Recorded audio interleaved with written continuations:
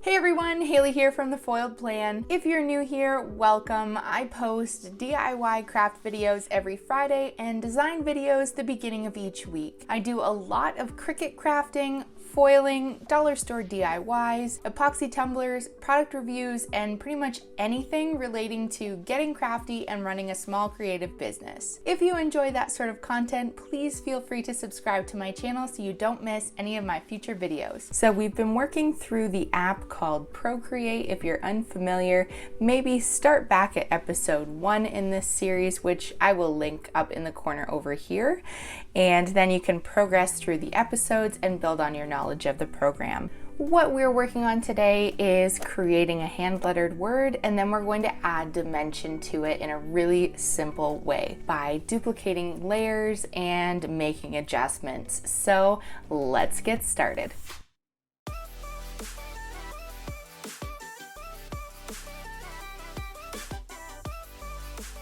Alright, so I am working with my iPad Pro. This is the 12.9-inch screen, and this is actually the second generation iPad, so it's not the newest one. And then the Apple Pencil that I'm using is the first generation. So again, there is a newer one out, but I have this one, so that's what I'm using. So what we're going to do is first open up your iPad, and then we're going to open up the Procreate app. From there, we are going to create a new canvas, and for the purpose of this video, I'm just going to use the screen size. So first we need to letter a word. I am just going to pick one basic word and then we'll go from there. So first I'm going to select my brush, and I will use one of the brushes that comes standard with the Procreate app. So let's see here. Let's go into calligraphy and we will use the brush pen. You do a couple tests just to see what that's going to look like. And I'm going to leave the color as purple, but I'm just going to lighten it up a little bit over here. And so that I make sure that my word is kind of straight, what I'm going to do is go over to the Actions tab, and then I'm going to click Canvas, and then Drawing Guide, I'm going to turn that on, and it's already set to the 2D grid, but if I wanted to change that, I would just go into Edit Drawing Guide, because there's lots of different drawing guide options. And then if I wanted my grids to be smaller or larger, I can adjust that there as well, but this is fine because I really just want a straight line. All right, now this is a little bit tough because I will be honest, I never letter like straight on like this. Usually my screen is completely turned, so I'm gonna see if I can just turn my body here just so it stays in focus of the camera for you guys. And I'm just going to letter the word.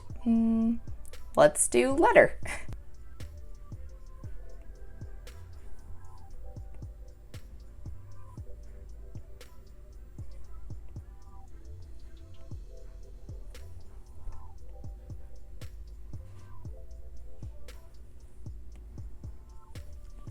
All right, so this word is extremely basic, but we can zoom in to see it better if we want. We can turn it if we want to letter a little bit easier.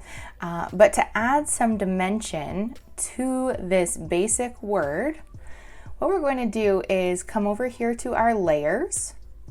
And this says layer 1. All we're going to do is swipe over to the left, and then these three options come up: lock, duplicate, and clear. So what I'm going to do is click duplicate.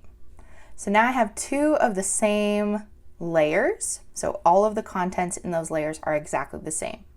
So what I want to do is change the color of this lower layer, and I want it to be a darker color because it's going to be like a shadow. I can do this a few different ways. So what I could do, here is one of the options. First, let me just hide this top layer so that you can see what I'm doing on the lower layer first. So what I can do is tap that letter and I can turn alpha lock on. So that means if I want to draw on that layer, only the contents that are currently on that layer when I hit Alpha Lock is where I can then add color to.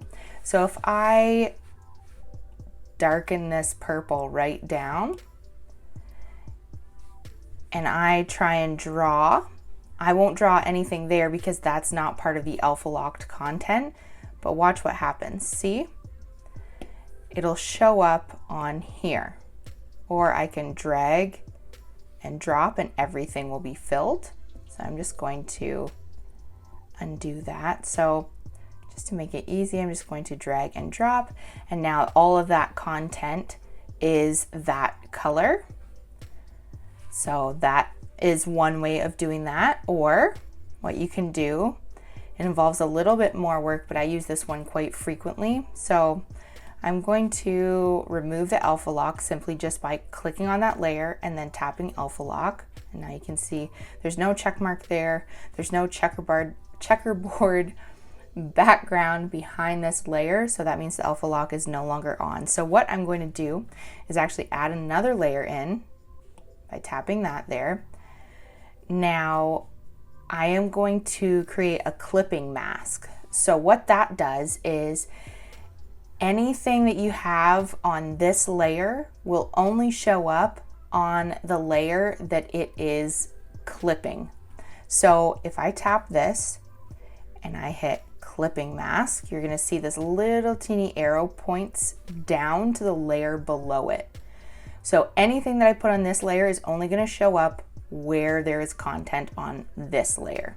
So what I can do is drag and drop and see everything is now on that layer.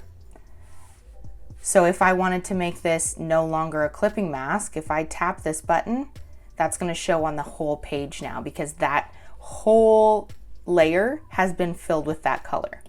Again, just tap clipping mask and you can leave it that way, or I like to do this way because a lot of times I will decide to change the color that I want that layer, and it's a lot easier to do by just selecting a different color, dragging and dropping. So if you want to combine those together, you can simply just pinch and now that layer is together. So I'm going to turn back on that top layer. So that's the original color that we did. And I am going to make sure that I'm selected on the lower layer. So it's this one here that's highlighted blue. I'm going to tap the select button over in the toolbar at the top over here.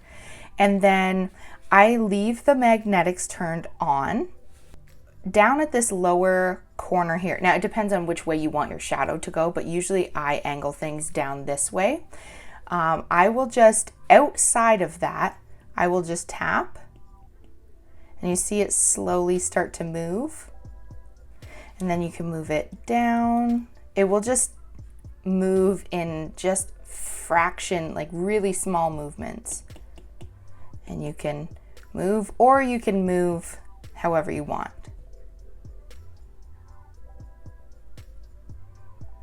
So I just want it to be down there a little bit.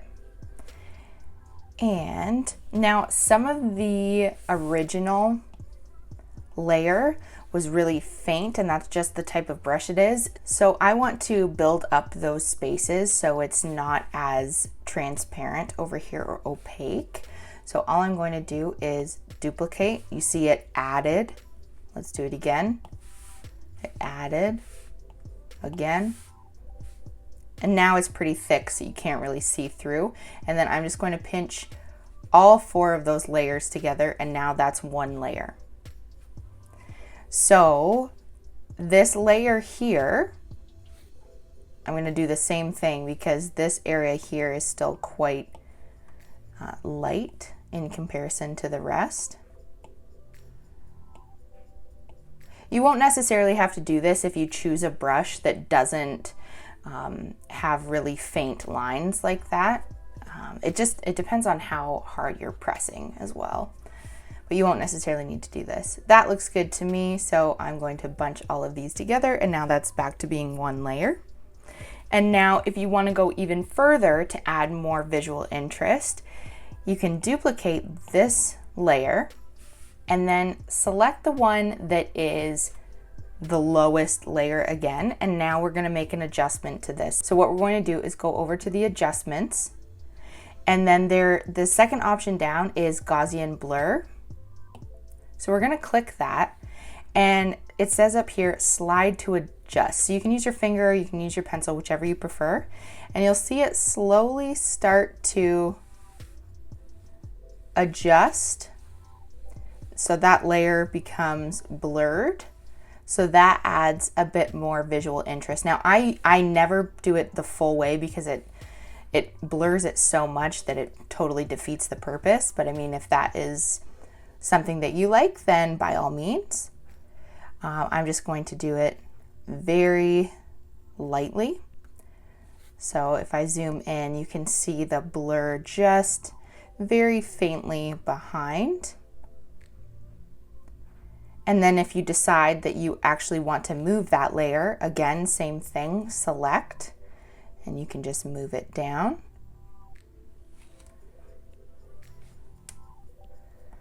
So that is a great way to add some dimension to your letters. And then the final thing to add a little bit more interest, dimension to your letters is to create a layer on top of everything. And then go ahead and change your color to white. And I'm going to select monoline for this because I don't need a brush pen. I mean, you can if you like, but, and then I'm going to zoom in, and then I'm going to think about where the light is hitting my word. So if the shadow is coming this way, that means the light source is coming from this area. So that's where the highlights of the word, do you like that? Highlights of the words or the letters will be. So what I'm going to do first, I need to see what size this is at. So, just want to make sure that I'm on that layer, because there's nothing worse than finishing all the work that you were trying to do and realizing you did it on top of a layer that you didn't want to. So make sure you're on the right layer, and then just go ahead and draw some highlight lines. So think again where the highlights would be in response to the light source.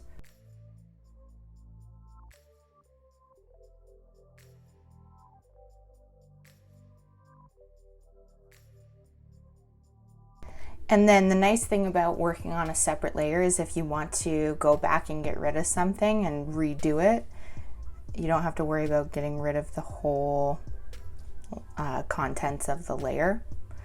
So that is nice.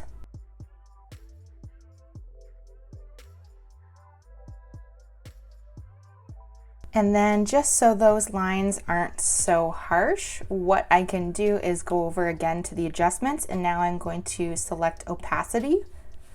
And then again, just slide to adjust. So it's set to full opacity. So I'm just going to bring that down slightly.